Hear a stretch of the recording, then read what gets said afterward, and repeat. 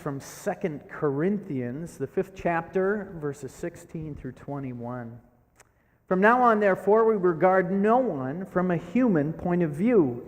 Even though we once knew Christ from a human point of view, we know him no longer in this way. So if anyone is in Christ, there is a new creation. Everything old has passed away. See, everything has become new. All this is from God, who reconciled us to himself through Christ and has given us the ministry of reconciliation. That is, in Christ, God was reconciling the world to himself, not counting their trespasses against them, and entrusting the message of reconciliation to us. So we are ambassadors for Christ. Since God is making his appeal through us, we entreat you on behalf of Christ, be reconciled to God. For our sake he made him to be sin, who knew no sin, so that in him we might become the righteousness of God. This is the word of the Lord. You may be seated. A few weeks ago, a buddy of mine and we decided to spend a morning fishing. It's a guy's dream, right? A morning out on the boat.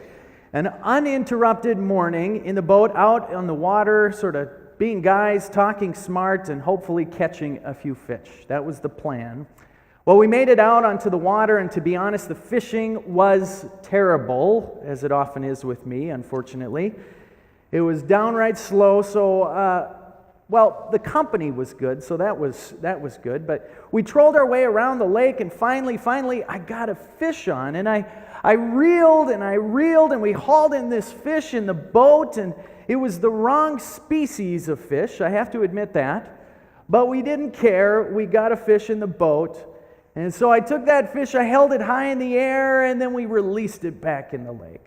And as guys often do, we then had to celebrate not being skunked. So I set my rod down on the side of the boat in order to give my buddy a high five. And after the high five, I sat down in my seat and instantly realized my fishing rod was gone.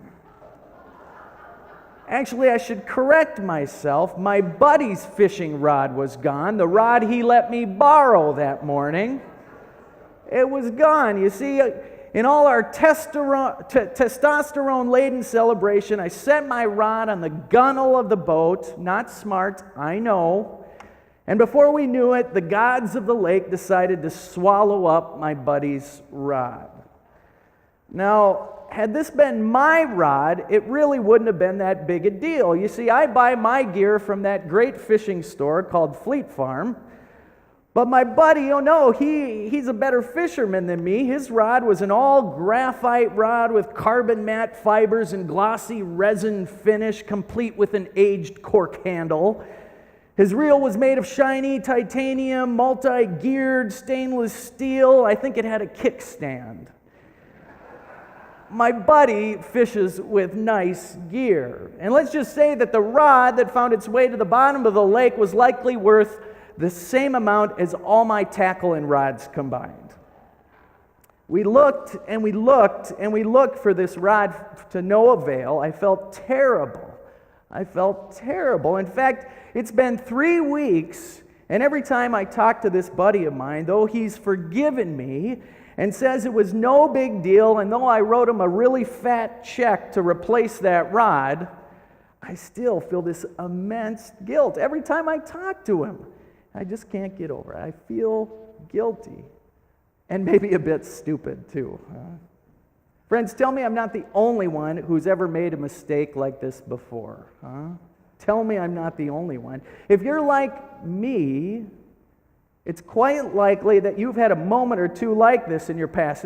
It's a moment where you've made one of those mistakes or those blunders or miscalculations that still, maybe to this day, provide you with at least a mild feeling of guilt or embarrassment or even a little touch of humiliation. We all have those moments, right, in our past that remind us we are human.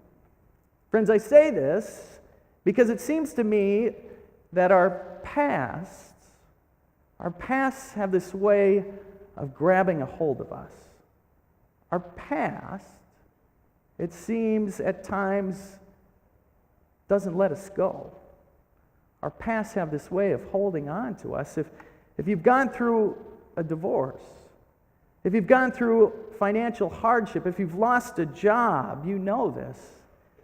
If you've lost a home or filed for bankruptcy, if you've experienced a struggle in your marriage or in a relationship, or you've wrestled with an addiction or experienced abuse, you know that the past isn't just the past. The past has a hold of us. If you've lost a loved one, you know this real well. You know the past isn't just the past. Every holiday, every birthday, family gathering, there's that empty seat at the table. It's a reminder of the past. Far too often, the past has a hold of us. William Faulkner, the author, he once wrote, "The past is never dead. It's not even past." Our past has a hold of us, doesn't it? It's often said the best predictor of future behavior is past behavior. The past has a hold of us. Well, with this in mind, we read